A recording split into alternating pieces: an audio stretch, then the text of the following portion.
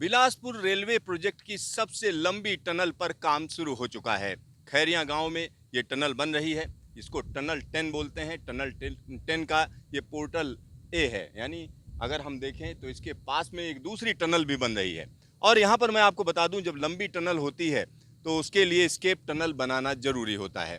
तो यहाँ पर स्केप टनल भी बन रही है। आइए हम आपको दिखाते हैं कि स्केप टनल कैसे बनाई जा रही, किस तरीके से इसमें काम किया जा रहा है। और यहाँ पर जो प्रोग्रेस है, अगर हम उसकी बात करें तो यहाँ प्रोग्रेस अच्छी बताई जा रही है। लेकिन एक जो बड़ा चैलेंज है, वो बड़ा चैलेंज ये है कि यहाँ की जो चट्टानें हैं भुरभुरी हैं, यानी कमज़ोर हैं। और कमज़ोर चट्टानों की वजह से काम करना आसान नहीं होता है, कई चीज़ों का ध्यान रखा जाता है। तो हम उस जगह पर आ गए हैं जहाँ पर स्केप टनल बनाई जा रही है, अभी अभी शुरू हुई है। इसके बारे में क्या क्या सावधानियाँ बरती जा रही हैं, इन सब चीज़ों पर बातचीत करने के लिए हमारे साथ राजीव सोनी जी हैं। हम उनसे बात करेंगे और समझेंगे ये टनल कैसे बनाई जा रही है। राजीव जी, ये जो एस्केप टनल है ये कितना ज़रूरी होती है? एस्केप टनल वहाँ ज़रूरी हो जाती है जहाँ आपकी मेन टनल लंबी हो और ऑल्टरनेट एस्केप रूट चाहिए होता है in case of any emergency. इसलिए इस केस में ये हमारी इस प्रोजेक्ट की मेन टनल सबसे लंबी टनल है, लगभग 4 किलोमीटर लंबी है और हम लोग इसमें एस्केप टनल दे रहे हैं। इसमें एक बचाव टनल जिसको हम बोल सकते हैं वो दी जाती। सर, यहाँ पर मैं देख रहा था कि जो चट्टान है कुछ अलग दिख रही है, कुछ डिफरेंट है।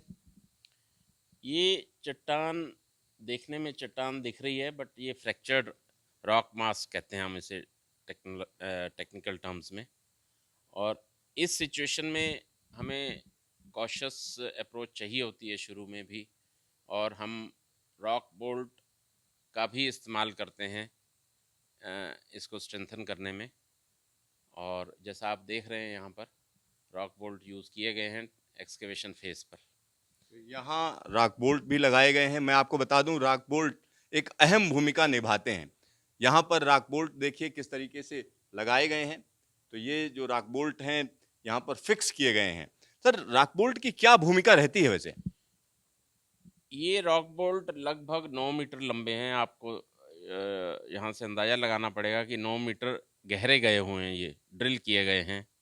और ये टैग करते हैं रॉक मास को और यानी स्ट्रेंथन करते हैं और डिफॉर्मेशन कंट्रोल भी करते हैं।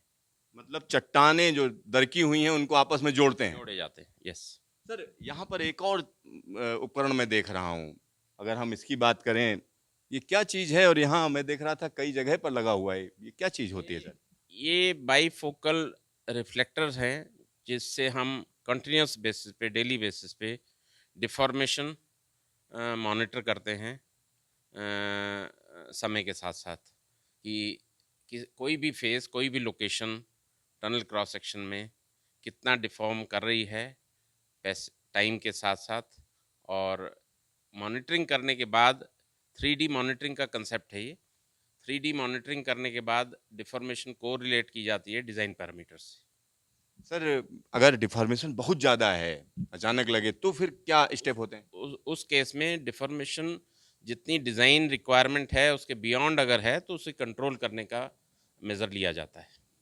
यहाँ पर आप समझिए, ये हिमालय पर्वत है। हिमालय पर्वत में लगातार हलचल रहती है, इसमें मूवमेंट रहते हैं। ये ऊपर भी उठता है, कहीं कहीं जगहों पर नीचे भी बैठ रहा होता है। लिहाजा ये मॉनिटरिंग काफ़ी ज़रूरी है, क्योंकि अगर चट्टानें खिसक रही हैं तो किस तरीके से टनल को सेफ किया जाए, या जो स्ट्रक्चर बनाया जा रहा है उसको कितना मजबूत रखा जाए, ये सारी कैलकुलेशंस की जाती हैं। तो यहाँ पर स्केप टनल का काम शुरू हो चुका है। और इसमें आप देख सकते हैं कि किस तरीके से चट्टानों को निकाल कर बाहर किया जाता है। और साथ ही साथ यहाँ पर जब आगे बढ़ा जाता है तो यहाँ रॉक बोल्टिंग की जाती है, यानी एक खास तरीके की मेटल के, हम कह सकते हैं, लंबी लंबी रॉड्स हैं जिनको अंदर धंसाया जाता है, जो कहीं ना कहीं स्टिचिंग का काम करते हैं। यानी जो रॉक्स हैं उनको आपस में मजबूती के साथ बांधे रखने का काम करती हैं, जिससे कोई ऐसी घटना ना हो कि अचानक ऊपर से ये चट्टान बैठ जाए। तो ये बड़ा ज़रूरी होता है। और ये साथ ही साथ काम चल रहा है। एक तरफ अगर हम देखें तो ये यहाँ पर जिस तरीके से बड़े बड़े टुकड़े ऊपर से निकाले गए हैं, गिरे हैं, उनको भी आप यहाँ पर देख सकते हैं। और एक जैसी चट्टान नहीं है, देखिए ऊपर कुछ है, नीचे कुछ है, यानी अगर एक तरीके की चट्टान हो तो आसान होता है कि आप आसानी से आगे बढ़ते चले जाएं, लेकिन यहाँ पर वो चीज़ें बिल्कुल फ़र्क हैं। साथ ही साथ यहाँ पर आप एक और चीज़ देख सकते हैं कि जैसे जैसे आगे बढ़ा जाता है वैसे वैसे यहाँ पर मेटल के टुकड़े लगाए जाते हैं जिससे मजबूती बनी रहे। अगर सर यहाँ पर ऊपर की अगर हम बात करें तो ये एक तरीके से जाली भी लगी हुई है, उसके साथ साथ सर ये जो लेटिस गर्डर है इसकी क्या भूमिका रहती है? ये इसको हम प्राइमरी सपोर्ट सिस्टम बोलते हैं, प्राइमरी लाइनिंग का पार्ट है, और ये जो एक्सकेवेटेड सरफेस है उसको सपोर्ट करते हुए हम आगे बढ़ते हैं। तो यहाँ पर जैसे जैसे खुदाई की जाती है वैसे वैसे मजबूती देने के लिए, यानी टनल में कोई दिक्कत ना आए, वो बहुत ज़रूरी होता है। यहाँ पर आप देखिए किस तरीके से रॉक बोल्टिंग की गई है। एक बार मैं फिर से कैमरामैन को कहूँगा वो दिखाए कि किस तरीके से ये किया जा रहा है। सर पूरी की पूरी जो टनल होगी हर जगह पर रॉक बोल्टिंग होगी? हाँ, बिल्कुल। ऐसा ये स्ट्रैटा के ऊपर डिपेंड करता है, किस तरह के रॉक बोल्ट चाहिए, और दूसरे कई तरह के रॉक बोल्ट या बोल्ट होते हैं, जो कि स्ट्रैटा के ऊपर डिपेंड करते हैं कि किस स्ट्रैटा में किस तरह का रॉक बोल्ट होगा। ये जो हमारे यहाँ इस एरिया में, इस प्रोजेक्ट एरिया में जियोलॉजिकल डिटेल हमें मिल रही है, उसको ध्यान में रखते हुए ये रॉक बोल्ट का रिक्वायरमेंट है। सर एक आखिरी सवाल है कि ये जो रॉक बोल्ट हैं, ये जैसे लगा दिया आपने, तो जब फाइनल शेप लेती है टनल, तब भी ये लगे रहते हैं, अंदर ही रहते हैं? ये अंदर ही रहते हैं, ये एम्बेड हो जाते हैं और फाइनल लाइनिंग में के पीछे रह जाते हैं, तो विजिबल नहीं होते। सर आपका ढेर सारा धन्यवाद न्यूज स्टेशन से बातचीत के लिए। धन्यवाद, थैंक यू वेरी मच। तो यहाँ आप देखिए किस तरीके से काम किया जा रहा है। टनल 10 है जिसका काम शुरू हो चुका है, उसके पास में ही एस्केप टनल बन रही है, उसको किस तरीके से आगे बढ़ा जा रहा है ये मैं आपको दिखा रहा हूँ। तकरीबन 1.5 साल लगेगा इस टनल को पूरा होने में, यानी प्रोजेक्ट जल्द ही पूरा होगा, यानी 1-2 साल के अंदर आप इस जगह पर जहाँ पर मैं खड़ा हूँ यहाँ पर अलग तरीके की गतिविधियाँ होंगी, चीज़ें बदल चुकी होंगी और हिमालय के इस इलाके में ब्रॉड गेज पर ट्रेन चलेगी। कैमरामैन डी के शर्मा के साथ सिद्धार्थ, न्यूज स्टेशन खैरिया गांव, हिमाचल।